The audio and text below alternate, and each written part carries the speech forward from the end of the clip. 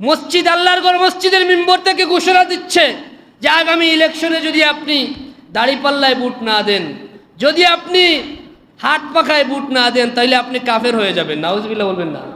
আমরা এতক্ষণ ইমানের সংখ্যা কি শুনলাম? রাসূলুল্লাহকে বিশ্বাস করা ইমান, রাসূলুল্লাহর যাবতীয় আওসাফকে বিশ্বাস করার নাম ইমান। আর ওই জাহেলরা বলতেছে দাড়িপাল্লায় ভোট দেওয়ার নাম ইমান, হাত পাখায় ভোট দেওয়ার নাম ইমান।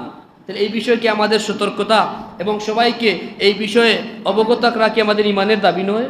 একজন সহজ সরল মানুষ দিন সম্পর্কে জানে না, একজন লেবাসদারি আলেমের মুখ থেকে যখন সে শুনবে যদি আপনি জান্নাতে যেতে চান ওই দলকে ভোট দিবেন, বিএনপিকে ভোট দিলে আপনি জান্নাতে যেতে পারবেন না, আপনি ইমান হারা হয়ে যাবেন, এগুলা কি কোনো ইমানদারের কথা হতে পারে?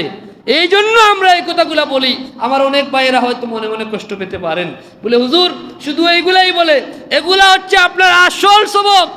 যে ফিতনাগুলো আমাদের সমাজে, সেই ফিতনা থেকে যদি আপনি সতর্ক থাকতে না পারেন, তাহলে আপনার সমস্ত জিন্দগির নামাজ, রোজা, হজ, যাকাত, তাসবিহ, তাহলিল, জিকির, আজগার সব বিলীন হয়ে যাবে, সব নিষ্ফল হয়ে যাবে, সব বৃথা হয়ে যাবে যদি আপনি ইমান হারা হয়ে যান। আর এই ইমান কিসের উপর নির্ভর করে? কথা বোঝা যাবে না? আপনারা কি আমার কথা বুঝেন নাই? এই জন্য আমাদের এই বিষয়গুলো সতর্ক থাকতে হবে।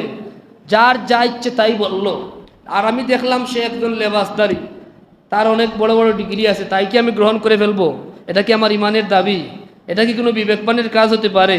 এজন্য যারা বলে তাদের জন্য আমরা দোয়া করি। দরদ থেকেই বলি, আমি প্রায়ই বলি, দরদ থেকে বলি, হিংসা থেকে নয়। কারণ হিংসা করা কোনো ইমানদারের কাজ নয়। সহিহ বুখারীর হাদিস, লা ইউমিনু আহাদুকুম হাত্তা ইউহিব্বা লিআখি মা ইউহিব্বা লিনাফসি। ততক্ষণ পর্যন্ত ইমানদার হতে পারবেন না যতক্ষণ আরেক মুমিনের জন্য তা চাইবেন যা আপনি নিজের জন্য চান। এটা ইমানের দাবি। আমরা তাদের ভালো চাই, কারণ সামান্য লোভের কারণে, সামান্য দুনিয়ার স্বার্থের জন্য আমার ভাইটার দুনিয়াও যাচ্ছে, আখিরাতও যাচ্ছে। এজন্য তাদেরকে সতর্ক করে দেওয়া আমাদের ইমানের কি দাবি নয়? এই কথাগুলো বুঝবেন। যদি মনে করেন না উনি বলতেছেন বিপক্ষে, কি বলতেছেন কথাগুলো শোনার চেষ্টা করবেন। হক কথা তো তিক্ত হয়, আল হাক্কু মুররুন, সত্য তিক্ত হয়, আর সেই তিক্তর মধ্যেই সফলতা আছে। ঠিক না বেঠিক? আল্লাহ পাক আমাদের সবাইকে সহিহ সমুজ দান করুন। জুমার দিনে, এই মুবারক দিন, নিয়ামত আমরা আল্লাহর পক্ষ থেকে পেয়েছি তার হাবিবের খাতিরে। এই দিনের যথাযথ কাজে লাগানোর জন্য আল্লাহর দরবারে আমরা ভিক্ষা চাই। আল্লাহ যেন আমাদেরকে সেই তৌফিক ভিক্ষা দান করেন, বলি আল্লাহুম্মা আমিন। প্রতি জুমায় আমরা সূরাতুল কাহাফের, সম্ভব যাদের হয়, পুরা সূরা কাহাফটা তিলাওয়াত করবেন। এটা আল্লাহর হাবিব সাল্লাল্লাহু আলাইহি ওয়াসাল্লাম আমাদেরকে নির্দেশ দিয়েছেন। আর যদি একান্ত নাই পারেন, সূরা কাহাফের প্রথম 10টি আয়াত আপনি তিলাওয়াত করবেন। প্রথম 10টি আয়াত সম্ভব হলে মুখস্থ করে নেবেন। এই জামানায় ইমান রক্ষার জন্য রাসূল পাক সাল্লাল্লাহু আলাইহি ওয়াসাল্লাম আমাদেরকে এই ভ্যাকসিন দিয়ে গেছেন।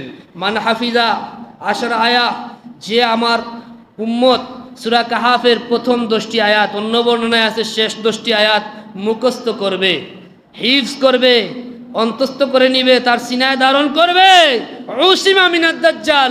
এই যে আখেরি জামানার সবচেয়ে বড় ফিতনা হচ্ছে ফিতনাতুদ দাজ্জাল, ইমান হরণকারী দাজ্জালের ফিতনা।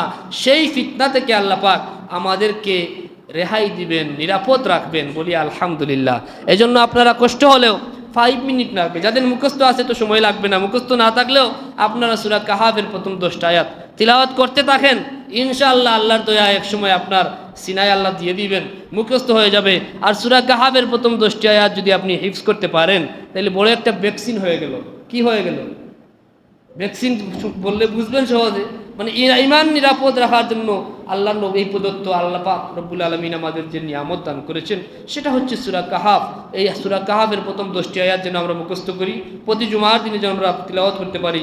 আল্লাহ তৌফিক ভিক্ষা দান করুন, বলি আল্লাহুম্মা আমিন।